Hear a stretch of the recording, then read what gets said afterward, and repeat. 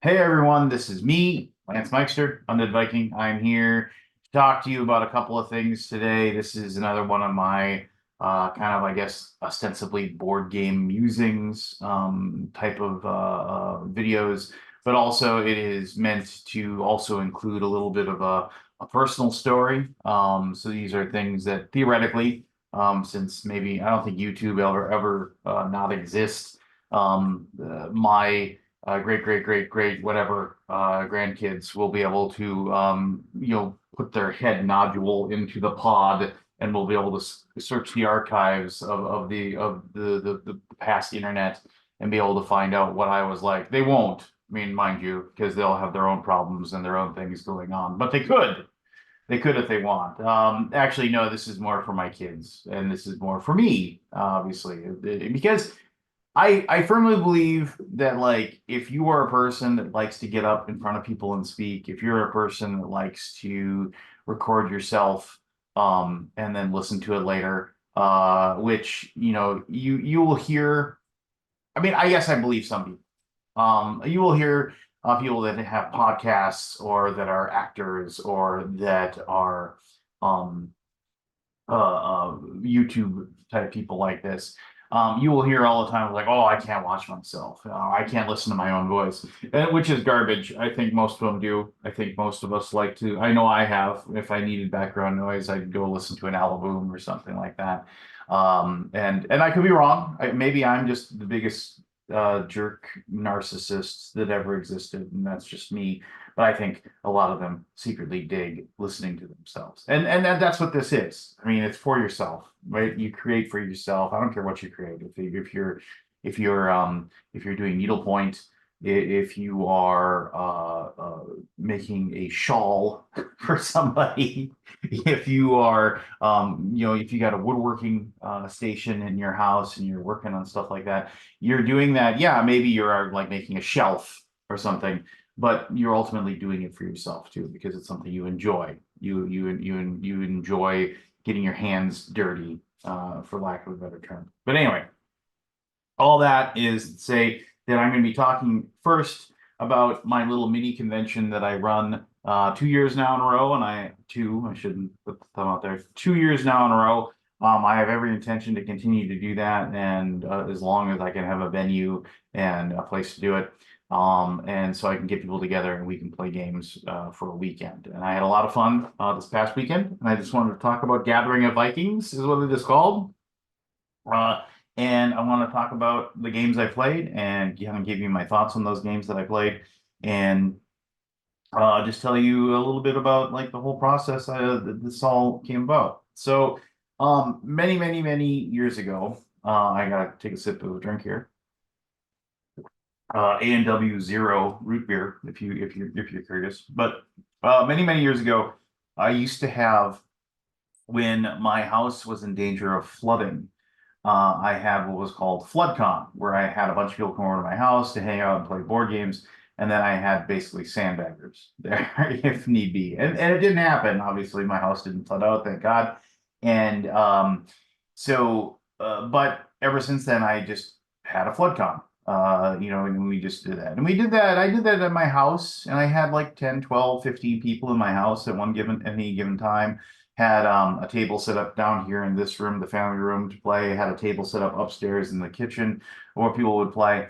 And we would just have basically kind of 2 games going at one time. Sometimes we'd have 3, but for the most part, we just had 2 games going. But yeah, and then we just spend a weekend doing that, eating food, playing board games. And eventually I don't know, it's like we kind of, especially with when we became a family of 3 and turned into family of 4 with my son, just kind of running out of room, and it just wasn't working out. And I always said, one day I'm gonna like run my own gathering convention, whatever, and I just got to find a place to do it. And about 4 or 5 years ago, I was just kind of talking to Roy Gilbertson, who is a gentleman who runs the Taekwondo studio that my kids are a part of. And I mentioned it to him, and he was like, I have because he's an entrepreneur, kind of Renaissance man. Him and his wife are both, just dabble in all kinds of things. And they have a wedding venue. They have a giant swath of land. Like if you drive out of my town, like I've told you like how there's farms, like I drive 2 minutes and I'm in farmland. But if you just head east out of town, you will find what's called, the name of it is called the Romantic Moon Event Center, is what it's called. But anyway, he has a wedding venue, and he just basically can. He has. I've gone to several weddings that people have had there. It's a really nice location, and you can have the wedding inside or outside. The outside venue is beautiful. The inside venue is beautiful. And he just said, winter, I never have a lot of weddings. So, if I have an open weekend, just let me know what weekend you want to do it. And then I'll tell you whether or not it works. And then, why not? You can just come and use my spot. And I was like, oh, well, how much? And he's like, don't worry about it. Just clean up after yourselves. There's, if you said there's a beer tap, if you, if you want to drink beer, if you there's going to be plenty of tables, plenty of outlets. There's no like kitchen. I can't cook food there. But for the most part, people can bring their crock pots and whatever, and they can bring their food, and so that's what we do. And this year, I had, well, the first year I did it, it was a little bit, I mean, like I let everybody know about it, and then I think I had about 25, maybe 25 to 30 people at the max. This year we had over 40, which, whatever. It's cool. And a lot of people I didn't even know. Like, because when I sent out the invites, I said, friends of a friend, friends of a friends of friends. I don't care. Just the place can hold, I guess, 265 people is the maximum occupancy, which, obviously we didn't even come close to that. But there's tons of room, tons of tables, tons of places, and it's nice because unlike a lot of locations like that, like sometimes the lighting is bad, like you can't see anything, but here tons of lighting, and warm, comfortable, everything you want to say. So anyway. So big thank you to Roy Gilbertson and Teresa Gilbertson who run the event center, who were kind enough to let me. They checked in many times, just saying, hey, is everything okay? Do you need anything? I didn't, like, when I first got there, I didn't touch the thermostat because I didn't want to like turn the heat up. And Roy was like, oh, hey, it's cold in here. Why don't you turn this up? I was like, I was gonna spend your money. Yeah, we can put on jackets, no big deal. And he's like, no, no, no, no, no. And he went over and he adjusted the thermostat for us, and which I thought was awesome. It was just, I think that was, I mean, like I said, both of them are super nice, and they've been a part of our kids' lives, well, I mean, over a decade. I mean, in a way, they've watched both of my kids grow up. So, and I appreciate them both. So anyway, let's move on. I'm going to talk about the convention a little bit. Mostly, I'm just going to talk about the games that I played. I want to say this. I am going to kind of break an internal rule that I have. As a person that publishes games, I do not like saying, "Hey, I don't like saying anything negative about games that I play. Well, at least not publicly. I mean, I guess privately, if you're someone to think of this game and if I don't like it and it's just me and you in a room, I'll tell you what I don't like about it. But I should say this, that if a game is published, and this goes for any game, if a game gets published, somebody out there likes it. And whether or not I like it or not shouldn't matter at all to whether or not you like it or not. There's been lots of times when people have said, oh, and then like there's the old saying that like, oh, well, if if my taste of games really matches up well with this person, so if they don't like it, obviously I don't like it. I used to think that too. And then like I remember finally playing games that I thought that I wouldn't like because of whatever reason, and I played them and I really enjoyed them. And the opposite is true too. Playing a game that I thought, oh man, I'm gonna love this game. and then you play it and you're like, ooh, I don't really like that at all. So if I say something that this game is amazing, it doesn't mean it's gonna be amazing for you. If I say something about a game where I'm like, I didn't really enjoy this, then that doesn't mean you won't enjoy it. So do your own research, figure it out, play it, whatever. So anyway, moving on. All right, so first game I played was Jaws, from Ravensburger. The one versus many, one person's the shark, everybody else plays the characters of Quint, Hooper, and Brody. This one went the exact same way every other time I've ever played this game. Now, I really enjoy this game, probably because I really like the source material. Everybody at the table was quoting the movie a lot. We were having fun with it. Every single time that I have played it, the shark does great in the first half of the game, where the shark is swimming around the island, eating swimmers, and staying away from the other players. And then when you get to the second half, where the shark has to destroy the ship and eat the people, then it seems like the shark, even if the shark has like full hit points or whatever, it just seems like the shark doesn't have as good of a chance anymore. And the tables kind of turn. And I think it's because like for the shark to win, it either A has to destroy the boat or it has to kill the players. And so at the beginning you have the whole boat set up and you have no idea where the shark's going to attack. But as the shark pieces get smashed apart, um, the players know where the shark's going to surface and attack, right? I mean, they can't really change the shark has a goal. I mean, if he attacks, the shark attacks where there isn't people or there isn't a boat, it just seems like why would you do that kind of thing? And so what happens is that the shark you start to like, since there's less options for the shark, you know where the shark's going to attack and you're able to do a bunch of damage.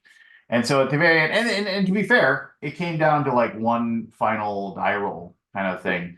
There was like one piece of boat left. All three of the humans were alive, but we were damaged. But we knew the shark had to attack that because the shark was down to like 2 hit points. And if he didn't attack that, like he had no chance of winning. So it all came down to one final action. We killed the shark.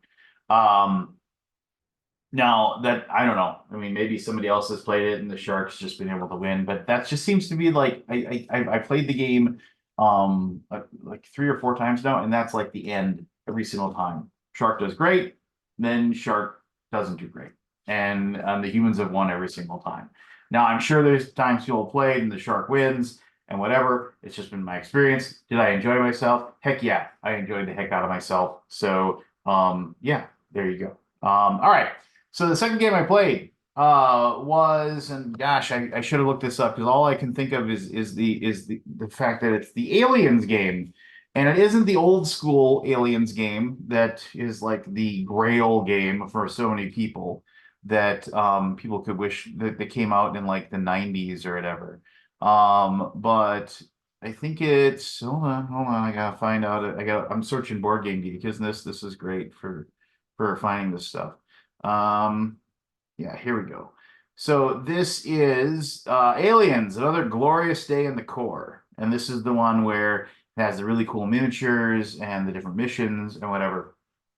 My buddy Chris had painted the heck out of his miniatures, did a great job, and he set it up and we were playing it. So this is another game where we were obviously like quoting the movie constantly. I think I got Private Crow or Private Tim Crow. You remember him from the movie? No, no, because yeah, he was.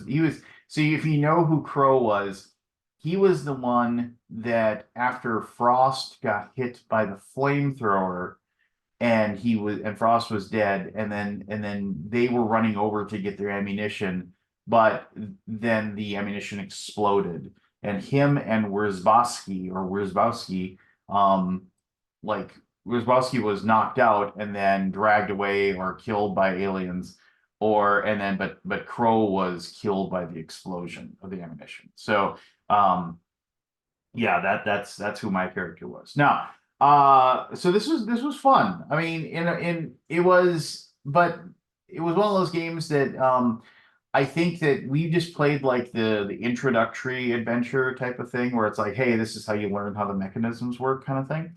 And I think I would have enjoyed like I guess there's an actual like missions and scenarios that you actually can um like play through the movie and see how well you do.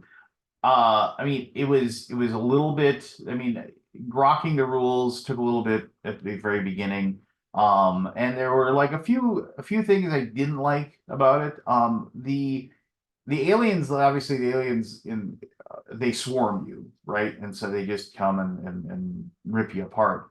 But the way the alien miniatures are made, it's tough to explain this, but picture an alien, like the alien, and then like its tail like comes way out, and like and that's just the way the miniatures are made.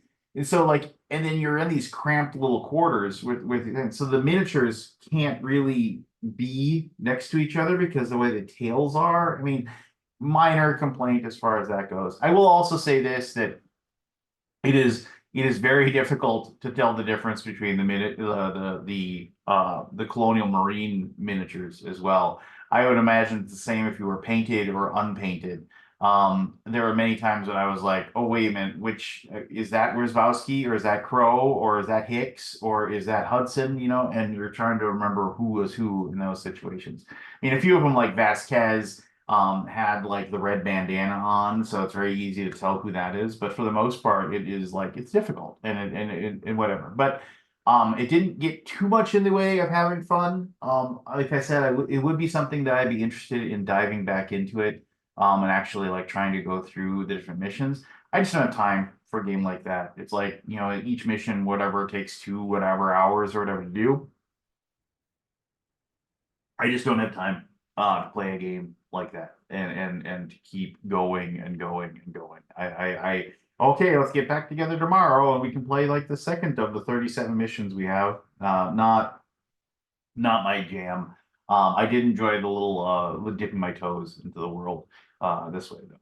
All right. So the next thing we played, and this was a game that we had just set up on a table, and so I played this a lot over the weekend. This is not, this is something where it's like, oh, I just need to like cleanse the palate type of game. And that was Strike. I can't really say much about Strike. Strike's just a fun game. Roll dice, see who wins, play again. Roll dice, see who wins, play again. It is I would hear people rolling the dice in the box all the time and laughing during the entire weekend. You never can go wrong with Strike. It's just a fun game. All right, next up. This is a game we played more than a few times, especially like my son showed up on Sunday, and so we play. He wanted to play. It's one of his favorite games. We played Shards of Infinity. I've talked about this game before. This is exactly the kind of deck builder that I like. I don't have 27 decks of cards. I don't have anything like really difficult to learn. I have buy and attack, and technically, I guess the third thing, the shards that you increase as the game goes along. And I like it because it plays quick. I think it works best as a two-player game. We did play it both times I played it. I played it as a four-player game, which with player elimination, that does kind of stink when you get knocked out and you're like, oh, what do I do? You're knocked out. You just go away, go play something else. I think Shards plays best as a two-player game because you're just back and forth. But had fun. Enjoyed it. I was able to teach a few people how to play, and everybody was like, "I gotta get this." It's weird. Like Shards is just like such a really really good game, and like I know they did a Kickstarter or a backer kit or a crowdfunder or whatever you want to call it for like a mega edition that has everything inside it. I think that that's something I might look at picking up. Maybe at a convention. I'll go to their booth and just buy it there. I keep saying, oh, I should back it, I should back it, I should go to the late pledge and back it. I just haven't done it. maybe someday I will. I don't know. But Shards, always enjoyable. I had a lot of fun with it. All right, now this is another game that we played a lot of. It was another game set up on a table just for people to play. This is Beat the Eight Ball. Beat the Eight Ball is if you played it. I played it when I was a kid. I had a copy of it way back in the day. To basically describe it, there's an eight ball that swirls around in a funnel that goes down, and then then you got to hit. You got to release your marble from your track to get in before the eight ball. If you uh, if you get it in before, you can score points, but if you're the first person down the track, you score 0 points. If you're the last person that goes down the track, you score the most points. If you go in after the eight ball, you score -points. So it's basically a whole thing of like watching the eight ball swirl and then trying to remember, like let your marble go, but you're also trying to make sure that you wait for somebody else to go first. So it's kind of like oh, who's gonna go? Who's gonna go? Who should go? That kind of thing. And again, a game that was just set up on a table. People played it a lot, had fun with it, and then just whatever. It's not brain challenging or any means. It's just something to play, something to have fun with. All right, so this was a game I wanted to play, but there was like, okay, well, how long does it take? And they're like, oh, it'll take like 2.5, 3 hours. And I was like, oh God. But my buddy Craig really wanted to play it, and I was like, all right, we'll play it. And so a friend of mine, Dan, has the all-in collector's edition of Return to the Dark Tower, and we played it. Now, I'll just say I'm glad I played the game. And usually when I have something like that, there's like this but. So I'm glad I played it. I'm glad I now know how that game plays. And this is one of those things where it's like, okay, cool. I played that game, and I think the presentation of it is freaking amazing. I love the miniatures. I love the process. Fully cooperative, fight against the Dark Tower. The app integration, something that I'm not a big fan of, I thought worked really well. But I guess I'll probably not play this one again in the future. I don't like games that are cooperative that there aren't a lot of mechanisms that actually make the cooperation happen. And that's so cooperative games are great when, like, yeah, table talk and saying, hey, we should do this, hey, should we do that, that kind of thing. And there was a lot of that as far as like, oh, I'm really good against this type of enemy, I should take care of that, and you should go take care of that. And I guess in a way that is some of the mechanisms in the game, but I like it when the actual game has a thing where it's like, oh, unless like this person has this ability available to do this and this ability, and you can chain those things together, or something I do directly affects the board that opens up something else that's over there that opens up the board. Things like that, where those integrations work a little bit more plainly. What I discovered when we were playing this is that each person just kind of took their turn, and then it had really nothing the other players had really had anything to do with what you were doing on your turn. And you just then got done with your turn, and you handed the app to the next person who did their thing. And it was like a good 10, 15, and in some cases 20 minutes before you had another turn, and you were just kind of sitting there waiting and not really experiencing what's going on. And there are things that happen, like the board, the tower can rotate and spit skulls out at you, which will like make you put them on your little buildings and whatever. And I think that's cool and all, but like I said, the presentation of the game is amazing. But for the most part, like I said, it was just one of those things where we were playing it, and then I just felt like I was just playing like 1/4 of a puzzle, and then everybody else is going. And what also they didn't tell me was why they said it was like 2.5 hours or whatever was because they expected us to lose the game. And we ended up winning. And so the game ended up taking like 4 hours to play, which is, I just can't, I don't like a game like that lasting that long. And so bottom line is that I thought the game was cool. I thought the game was fun. But when I was playing it, but the downtime of it, I was just like, wow, I am just texting back and forth with my wife, talking to her, asking her how everything's at the house, asking like if you're, what are the kids doing, just like and it was just kind of like, and I feel like also I'm kind of like annoying the other people at the table. But I mean, I don't, I just, there isn't, and that's on me too. Like I put the phone down, put it away, whatever. Cheer that other people on their turn. But when you're waiting, when you're waiting, 15, 20 minutes for your next turn, I mean, it's just, I don't know. Especially if somebody like goes on their dungeon exploration, like, you can explore these dungeons and the app has this thing where you click on, you go to the rooms or whatever on the app. I never got to do one, which I don't really care one way or the other. But like, if somebody had that going on, it just seemed like that took forever. And it was just like, but again, I can't do anything. I can't, I mean, what am I supposed to do? Yeah, click the room, go for it. Woo.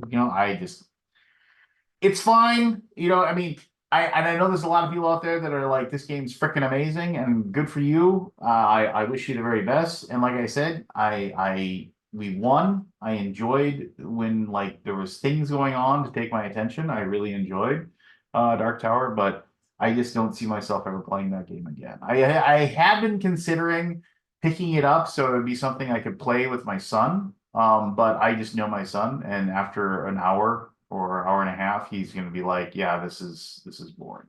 So, I wish there was a way. If there is, I don't know. I don't own the games. I don't know. But if somebody could tell me, if there's a way to condense the playtime down so it isn't so epic or whatever? I think somebody said, well, you can increase the difficulty. That would lower the the playtime for it. But yeah, I don't know. Anyway, that is Return of the Dark Tower. I mean, I wish I made a game that looked that beautiful. That game's just pretty. But anyway, all right. So the next thing we played was Burke's Gambit. Now, Burke's Gambit is a game that came out by WizKids like a few years ago. Sadly, the designer Rob Yates is no longer with us. It's a game that I've had in my collection for a while, and I read the rules to it, but I'd never played it. But I brought it here because I finally wanted to play it. This is a game that I'm going to need a couple more plays to really understand how the game works and how the game. It is a hidden, so it's loosely based on Aliens again, where one person is infected, and the people that work for the company want that person to make it back to Earth so that the company can extract the parasite that's living in them and then use that parasite to for whatever nefarious purposes the company, let's just face it, it's Wayland Yutani. But yeah, I mean it's they need that to uh whatever evilness that they're going to do. So this was, I mean, so basically on your turn, you reach into a bag, you pull a die out, you roll that die, and then if you don't like the results of the die, you get to re-roll it again. And then after that, then you either have to reserve the die to be used later, or you have to accept the result and do what the die tells you to do. We played with 8 or 9, or I don't remember the number, but so there's a certain number of people at the table that are the bad guys. They are the people of the company that want the parasite to be returned. And then everybody else at the table is the good guy. And they want to like basically when the game gets to end game, they pick one person at the table to kill, basically jettison them out into the vacuum of space. And so the parasite doesn't make it back to Earth. You have the ability to look at everybody's parasite cards that like just basically like mostly you can look at the people to your left and to your right and you look at their parasite card and then but you know what role you have, but you can't look at your own parasite card unless you're like the xenobiologist, then you can look at your own. But when you are you can, so you don't even know you could be infected. So when you look at the people next to you, if you aren't the bad guy, because just like with werewolves, like you can know where the werewolves are, the bad guys know who the other bad guys are. So if you don't know who you can trust or who you can't trust or whatever, And so I need, like I said, I played it once, and my buddy Craig said, I don't feel like I'm getting enough information here to know what's going on. And it was, I mean, and after I started thinking about it, it was one of those things where you had to like think about like, okay, so I know you looked at their, I know I looked at your card, and I know you aren't infected. And then the person to your left also looked at your card and knows that you are not infected. And so then we both then told the rest of the group, this person is infected. So now I feel like I can trust you. But then you get that I think that you think that you think that I think kind of thing.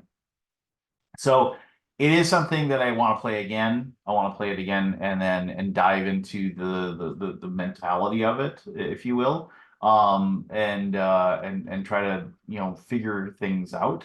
It was fun. I mean, it was fun, but it was one of those things where I don't feel like I've scratched enough of the surface away to really know. So I'll play it again. Anyway. And I don't even know if you can get a copy. I mean, yeah, probably in the used market, but I know like they did a print run and then it was done, and it sucks. And from what I understand, Robbie Yates is a really awesome dude. So it sucks that the designer is no longer with us. All right, next game. Tom Wam's Feudality. Feudality is a game that not a lot of people like. Um, it is very random, it is very odd, it's very strange. But I find it very enjoyable. You basically populate, you reach into a bag, pull a tile out, you populate it at your kingdom, and then as you populate your kingdom with more and more things, more and more weird things, then you roll two eight-sided dice, and then everybody's like spot on their map, because it's an 8x8 grid, you activate that location, and then it does certain things, and you're trying to earn points to basically be to win, have the best feudal land or whatever. It's not the best description. Somebody actually said to me, and they're like, "Oh yeah, I heard this," because they saw my copy, and they're like, "Yeah, I haven't played that yet. I heard it's all like Settlers of Catan." And I was like, I've never played Settlers of Catan. But then somebody said, oh, because you roll the dice to determine what gets activated. I was like, oh wow, yeah, I've heard that about. So I was like, yeah, I guess maybe it is. I have no idea. If somebody's played both the games and they want to chime in. I'm guessing it's very the Venn diagram is not big between the two. I'm sure that that one mechanism is kind of alike. I love Tom Wam's it isn't Wham. I met him. It is Tom Wam. I've met him. He's a character. He's super nice. But I think he's still alive. I mean, I know he is he's part of that early TSR world engine or whatever. But yeah, I mean, like I enjoyed my plays of that. It is enjoyable for me to play, and if you can track down a copy, I know like you can find it in the used area pretty easily. Maybe it's something you'll like. If you like his other stuff, like Kings and Things, or um, Awful Green Things from Outer Space, I think you'd like Feudal. So then the last game we played on Saturday night was we played our D&D game. It's just D&D. But it's my buddy Craig's um, campaign that we've been doing now for over a year. And we were trying to track down this evil sorcerer that works for, I mean, this is a pretty high level explanation of what was going on. But the we were trying to track down this evil sorcerer who works for the Empire. The Empire is crumbling, but we are people that are rebels, and so we were worried that this guy would have too much power and would start affecting things and start changing. So we basically were trying to track him down to take him out of commission, if you will. And we eventually did, but we found out something bigger and more disastrous, is that like basically people that use arcane magic, they're infecting their bodies by the fact that they're casting these spells and things like that. So now our elf wizard in our group, he is very concerned about the fact that like he's started to notice that like there's like weird things happening whenever he casts spells, and so he's concerned. I'm just a dwarf fighter, so I don't really care. Doesn't bother me none. I'm sure that they'll come up with something that's affecting me, but we've been playing for a long time. We enjoyed it a lot, and I enjoyed it. So now this is weird. So that was Saturday night. Sunday, and Sunday's always kind of a wrap up session. We never really stay there too long. We start shutting down. For starters, I played Splendor. Splendor, I've played it a handful of times. I've never won, but Splendor is exactly perfect for what it does. It is a game that I can play with anybody. My son played it for the first time ever. He enjoyed it a great deal. I'm gonna have to probably buy a copy now, because he mentioned that he liked it. But it's Splendor. I mean, I can't really go too deep, what do you do? Are you gonna take chips? Are you gonna buy a card? Are you gonna reserve a card? What are you gonna do?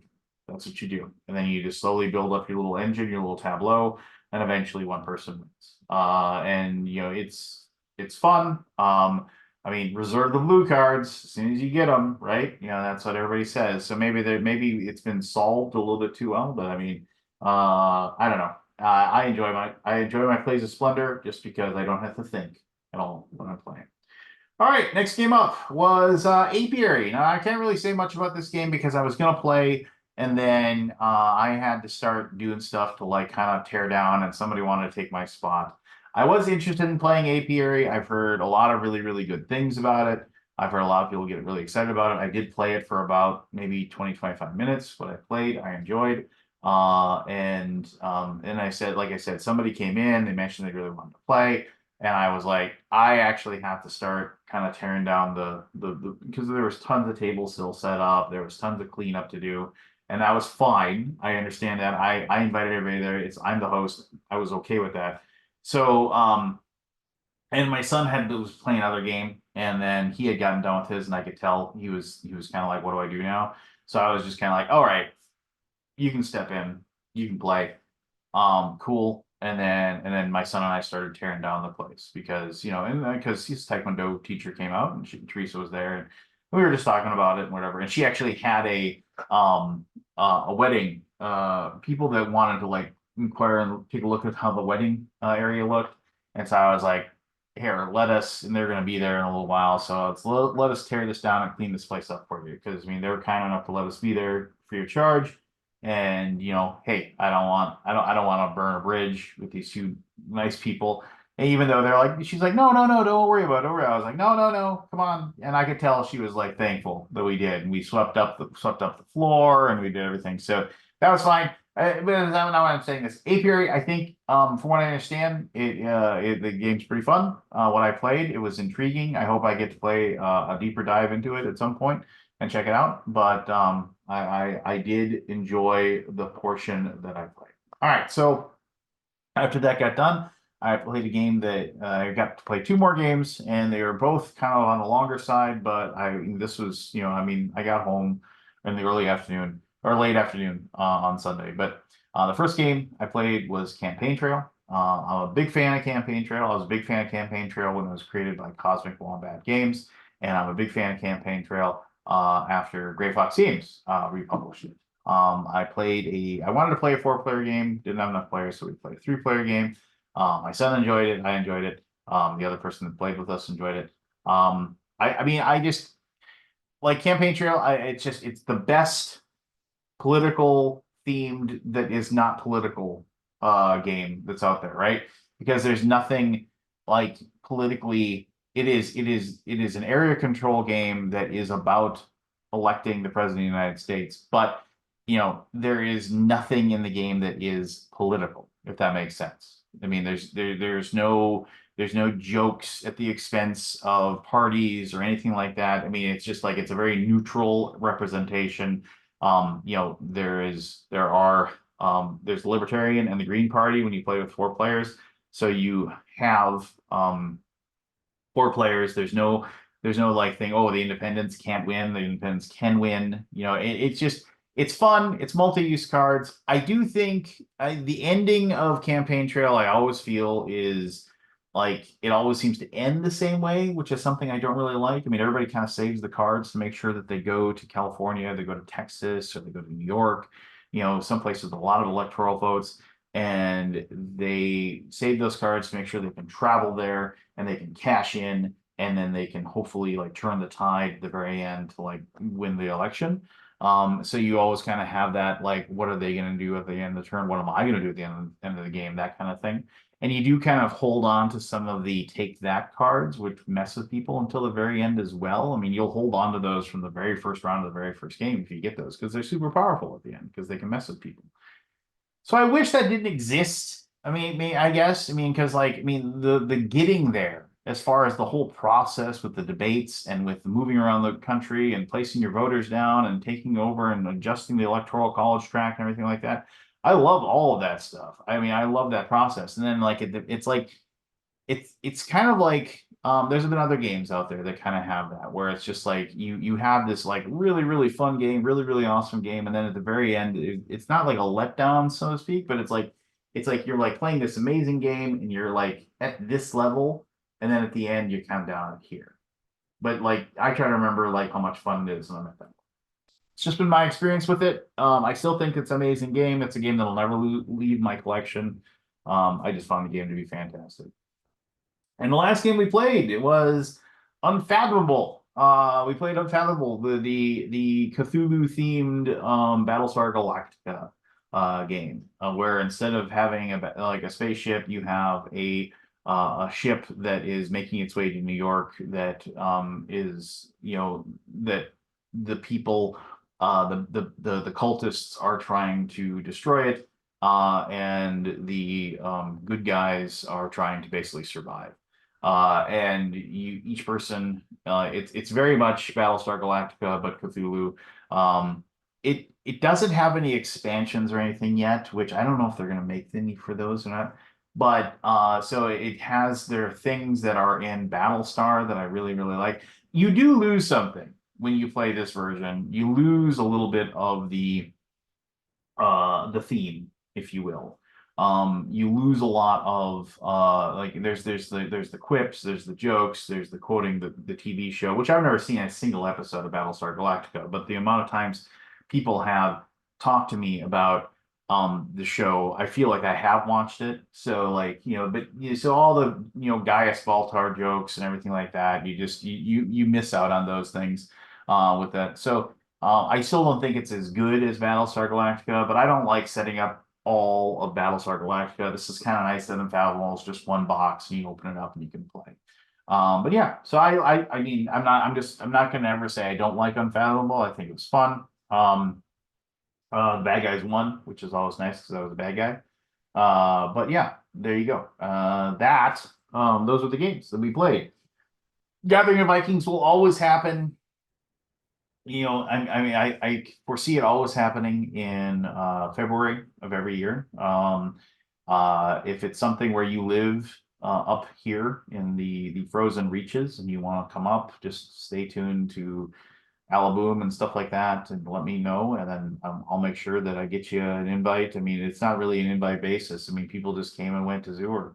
I don't know what'll happen with it. I don't foresee, as long as I have a venue that doesn't cost me any money, I will never charge people for attending. If it's something where I have to move to like a hotel or something like that, and it costs me $1,000 to rent a giant meeting room over a weekend at a hotel, then I would charge for people. But right now, I'm just gonna play this as it goes. If we get more people, we get more people. It's not really a convention, so to speak. It's just kind of a fly-by-night fun little operation that I run. And but I plan on doing it because it's a lot of fun. And it is like I played more unique board games over this past weekend than I had in months prior. Because I just don't get other games played. I play the games that my company publishes to play test them and play test them and play test them, or to show them off or demo them or whatever. I don't really get to play new stuff at all. So I was happy that I got to play the new stuff that I did. So there you go. That was Gathering of Vikings Dose. Maybe at some point, in maybe in 10 years, I'll be talking about Gathering of Vikings 12 or So, all right. So that concludes. Oh, excuse me. That concludes the the board game centered portion of this video. If you don't want to watch the next part, that's completely understandable. And maybe some of you will turn this off as you go. But this is kind of a uh it's gonna be a story and also just kind of a political commentary. So yes, you heard political. I did mention that there was no politics prior to this in when I talked about campaign trail, but I'm going to talk. It's not really. It's more of a social commentary, if you will. So, and I'm not going to talk forever. I might end up talking forever, but I don't really want to talk forever. But so some of you may or may not know, in high school, I was heavily involved in speech, debate, student congress, what was called forensics at that time. And in recent months, I had a former coach um, uh, who coached the Fargo North team. I went to Fargo South. Who reached out to me and asked if I was interested in judging debate tournaments. For like a nominal fee, which really, isn't that much, but whatever. It's pay to show up kind of thing. And then, but also the and now like speech tournaments. And I theoretically next year, if I keep doing it, I'll do student congress tournaments too. But my whole point of this is I've been doing these. It's kind of a fun way to spend a Saturday morning. So I enjoy my time doing it. I guess I get a little bit of money, but it's not really, I don't do it for the money. Back when I did this when I right out of college. It was actually, the money was important, right? Because like, getting, an extra $100 or whatever, like meant that I could eat. So, but in this situation, it's not for the money. Quite honestly, I should just volunteer my time. But I look at it this way: if I do these tournaments, that means I can just pay for my kids' taekwondo, and just not have to, it's just I can just turn that money over to there. But anyway, that's neither here. I did a debate tournament in the town of Horace, North Dakota. Now, Horace is kind of a small town that's really close, actually, to Fargo, North Dakota. It's actually very close to West Fargo. And I was just doing the debate tournament, and I'm going back to Horace this coming weekend to do a speech tournament. But anyway, so I was doing the tournament at the debate tournament in Horace, and I got done with the round. I got up, go use the bathroom, and I was stunned when I looked, and then, like, sometimes like you're at a Target or a Walmart or whatever, and you'll see those family bathrooms, right? They have both the male stick figure and the female stick figure, and it says family bathroom, and like you'll go in there, and I've had to use them when I had kids, when you're like changing diapers and stuff. But it's just like it's like an enclosed room with a sink, a urinal, a toilet, and a baby changing station. And whatever, and it's a closed room, lock the door. You're in there by yourself.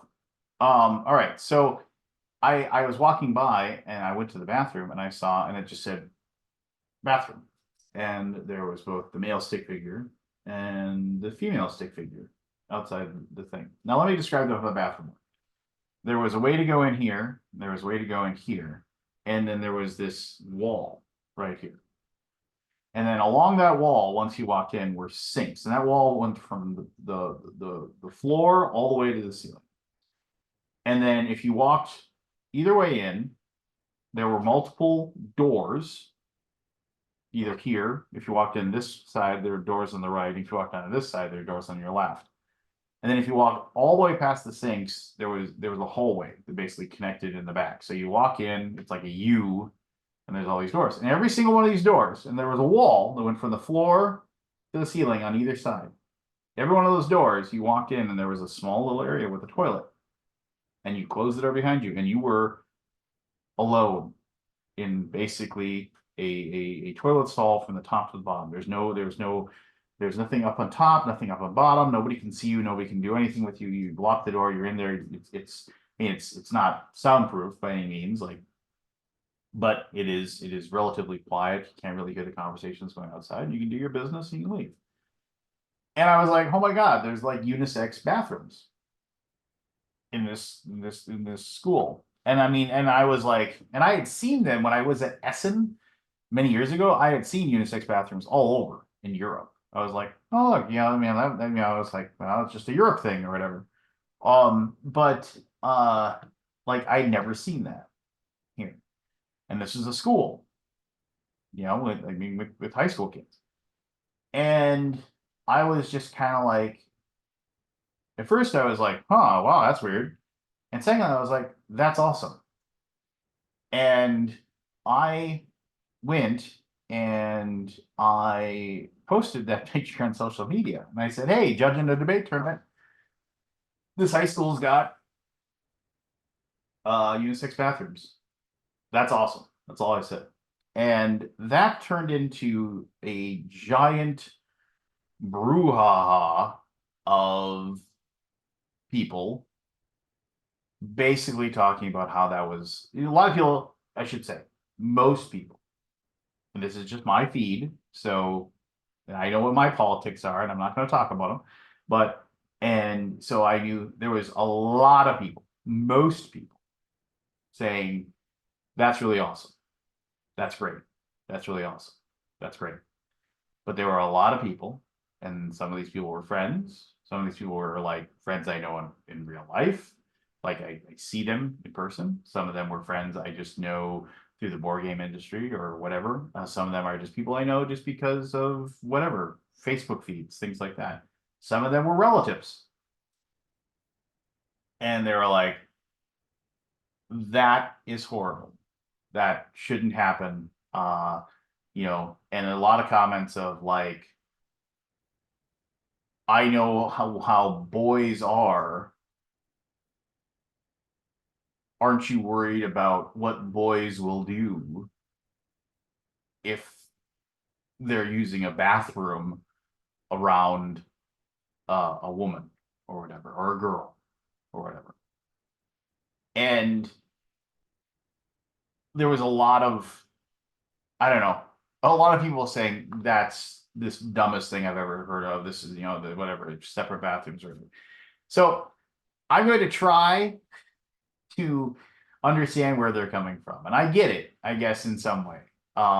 Especially if like your whole life you're like separate that out. Now I should say that like I would see like debate partners that were like if there was because kids they hang out. They're like yeah, way more now than I was when I was in high school. I mean, like, you stay with your clique when I was, and we didn't really have girls that would like show up. And I guess maybe a couple of us had girlfriends or whatever in high school, but and so they would be around. But for the most part, it was just the dudes hanging out together and the girls hanging out together. And one of the things is that they had a worry or whatever that like, oh well, it's like what is a girl going to be like using a bathroom when it isn't like a stall where they can look underneath or anything. It's like their own little room next to a boy, where they're going to be peeing or pooping, and they're going to be around somebody. And then like, what if like some boy just can't control his sexual urges and like wants to molest some poor girl who's just trying to use the bathroom. Now I'm not saying that can't happen. I mean, I'm not saying that like, that's an impossibility. But from what I saw, when like groups of kids, men and women together, I guess young adults, maybe is a better way to put it, when they were together and they were going to go use the bathroom, if they both had to, it was really weird. Like they just would split up on that door, like, oh, I'm gonna go over here and you're gonna go over here, and that's fine. They didn't like, and then occasionally I'd see not, and this sounds awful, like I was just scoping out the bathrooms, like how are they doing this? It just, in the two times that I went to go use the bathroom and one time when I walked by where the bathrooms were so I could get to my next round, like I saw they would just inherently split themselves off.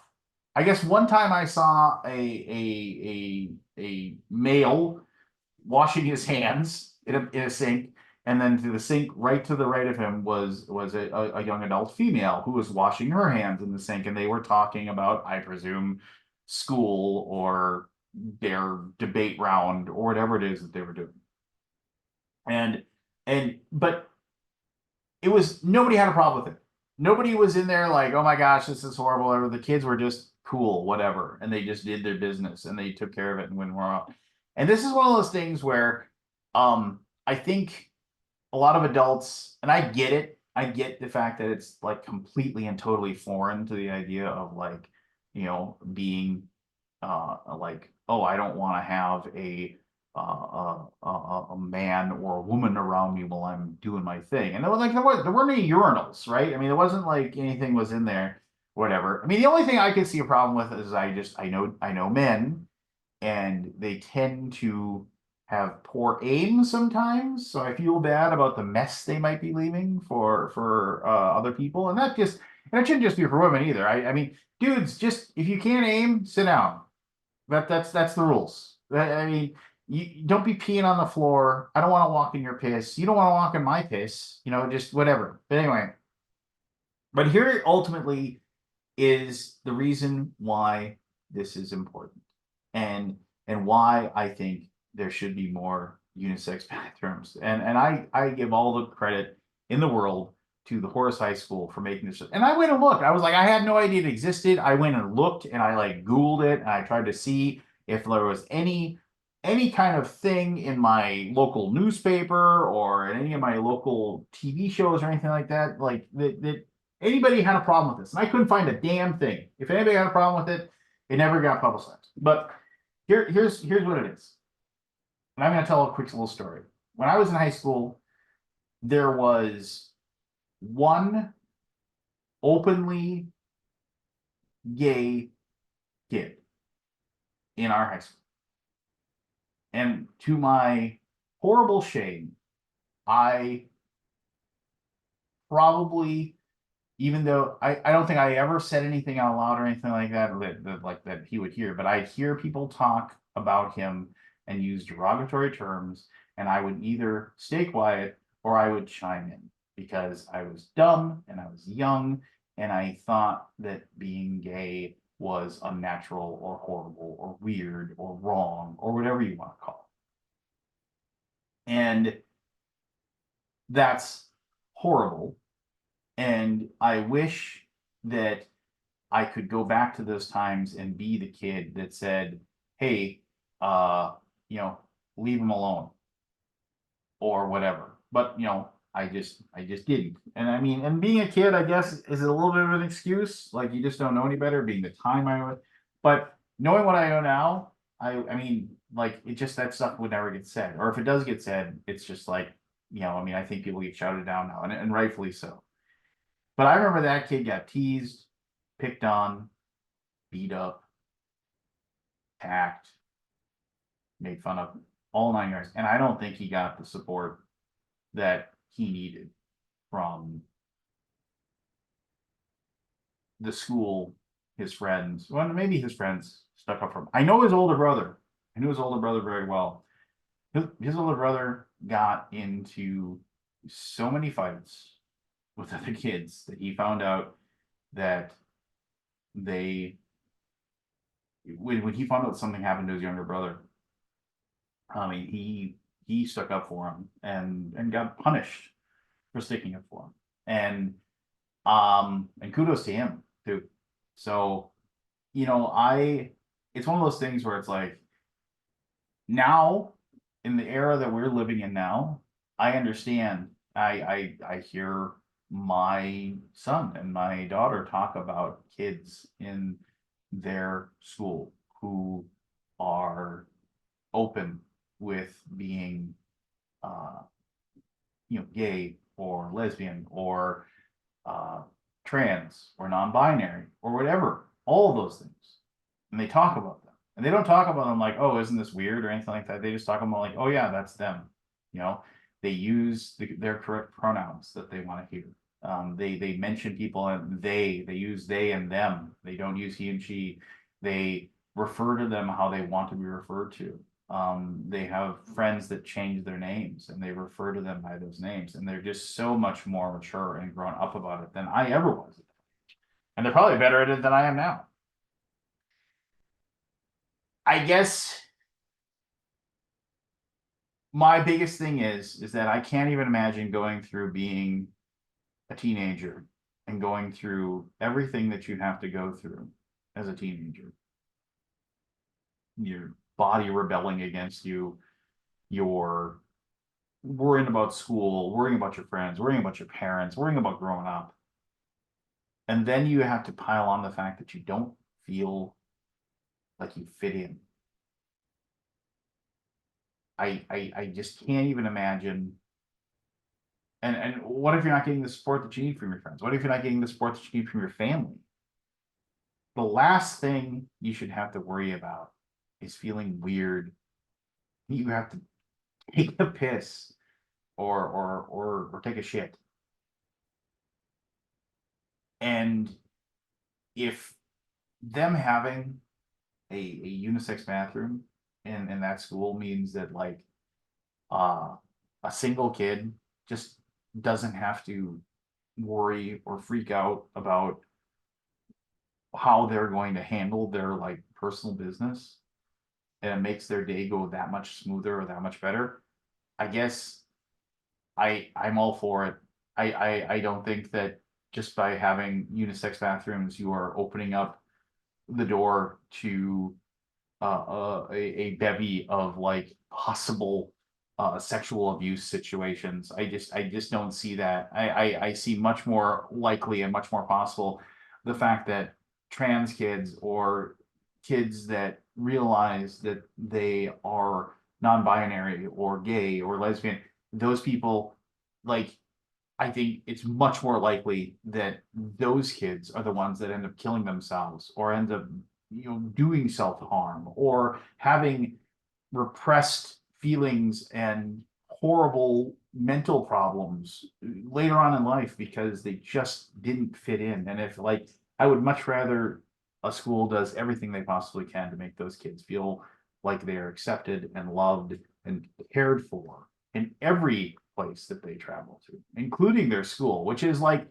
you remember your high school, or I guess I remember my high school, maybe, but that was my world back then. I can't even imagine like, going to my high school and like I don't know where I drank a big giant bottle of fruit juice.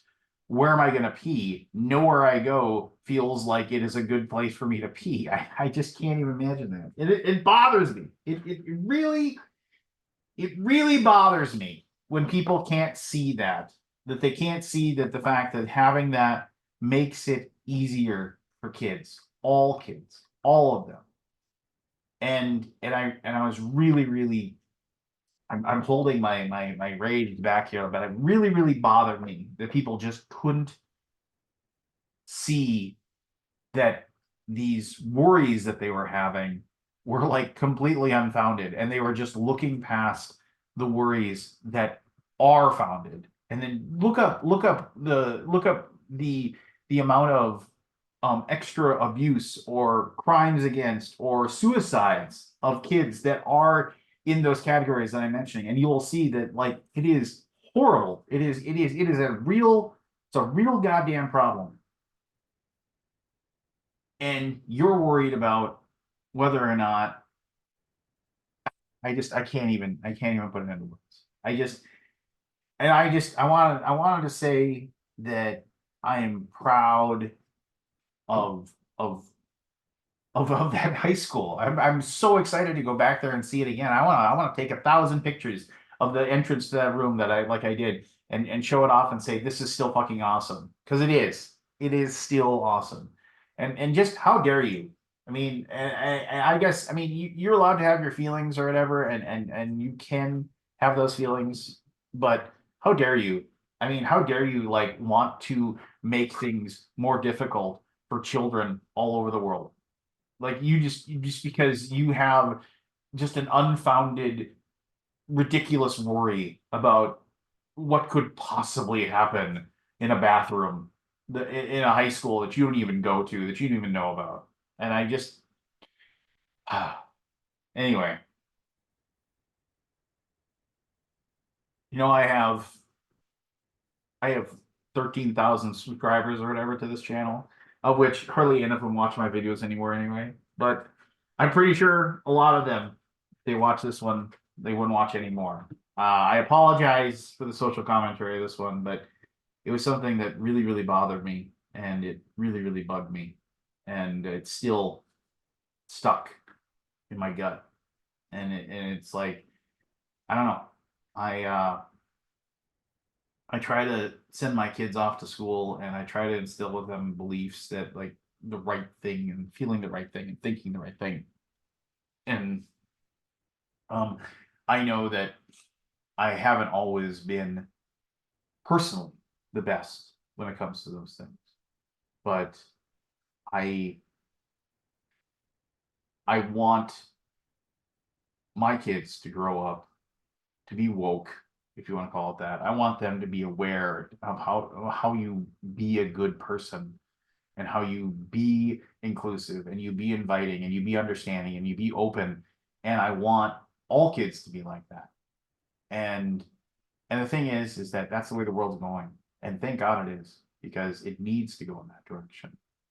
And those of you who feel like that we are like somehow the moral decay of this world is increasing, go look at history. Go look at history and like see that, you know, back when we felt like we couldn't have white people and black people using the same bathroom because of whatever, and then like that was going to cause a giant moral decay too. Remember that?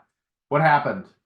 Why, you know, it's like if you went around saying, oh no, we need separate bathrooms for these different colored people, you would get your entire life would be ruined if you were saying something like that.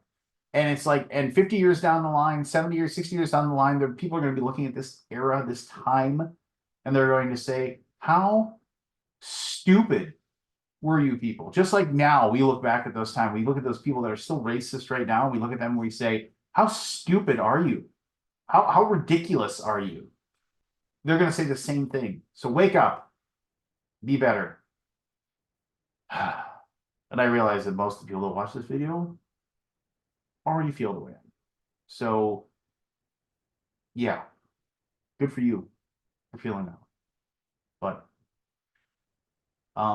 yeah, that's that. Don't watch the second half, I guess, if you want something big and heavy and bothersome. But it's been stuck in my craw.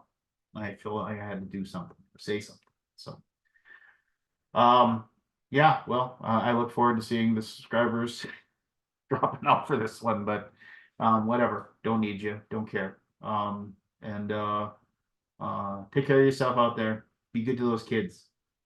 Be awesome to those kids. And I'll talk to you soon.